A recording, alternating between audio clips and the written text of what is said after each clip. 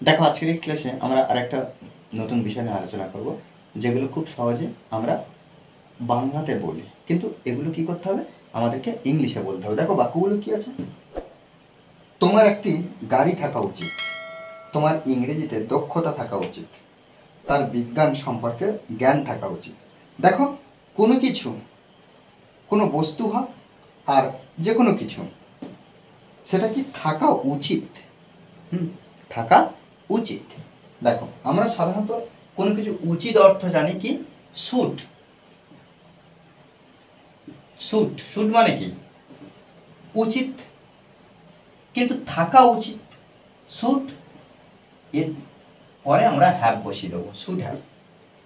দেখো এবার এই যে শুড হ্যাভ দিয়ে কিভাবে বাক্য তৈরি করা যায়।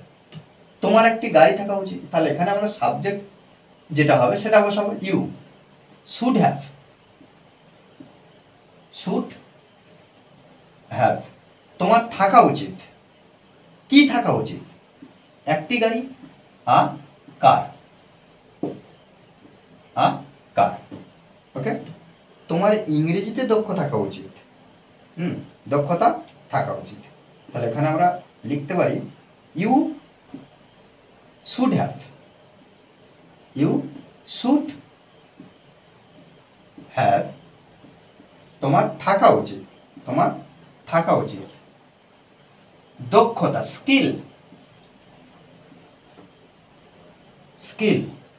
আচ্ছা একটা জিনিস একটু একটু বুঝে নিতে হবে কি, আমরা জানি যে হ্যাভের পরে যে ভার্ব বসবে সেই ভার্বটা ভিত্তিতে, এখানে কিন্তু শুড হ্যাভ মানে থাকা অর্থ আছে, এখানে কিন্তু কোনো ভার্ব ব্যবহার করা হচ্ছে না।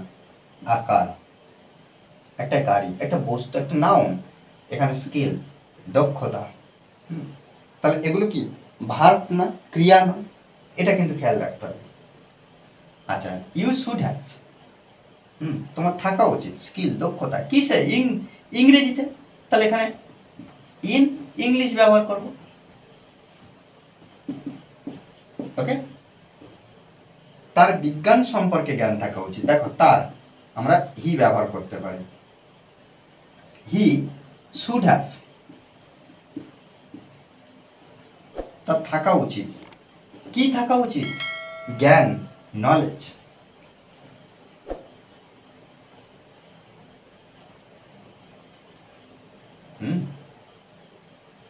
নলেজ, তাহলে জ্ঞান থাকা উচিত কার, তার।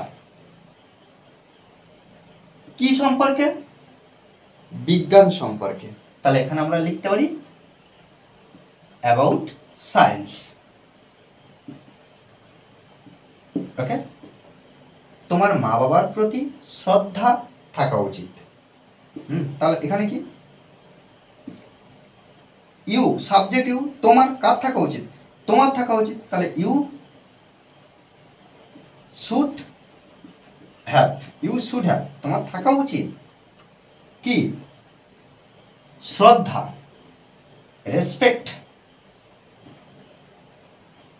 রেসপেক্ট, তোমার থাকা উচিত শ্রদ্ধা মা বাবার প্রতি।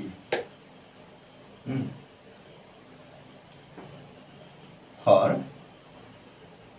তাহলে মা বাবার প্রতি, তাহলে পেরেন্টস। ওকে, দেখো ইউ শুড হ্যাভ, তোমার থাকা উচিত, রেসপেক্ট, শ্রদ্ধা ফর পেরেন্টস, বাবা মা বা মা বাবার প্রতি। ওকে, দেখো এইভাবে কিন্তু আমাদেরকে এক একটা বাক্য ভালো করে বুঝে বুঝে ট্রান্সলেট করার চেষ্টা করতে হবে। আমাদের মনে রাখতে হবে যে প্র্যাকটিস, শুধু প্র্যাকটিস, প্র্যাকটিসের বিকল্প কিছু নেই। প্র্যাকটিস যত আমরা করতে পারবো তত কিন্তু ইংলিশে নিজেদের ইমপ্রুভ করতে পারবো। ওকে, আর এই ক্লাসটি যদি ভালো লাগে অবশ্যই লাইক কমেন্ট শেয়ার, আর যারা এখনও পর্যন্ত এই চ্যানেলটি সাবস্ক্রাইব করেনি তারা অবশ্যই চ্যানেলটি সাবস্ক্রাইব করে পাশে থাকবেন। Okay, thanks for watching this video.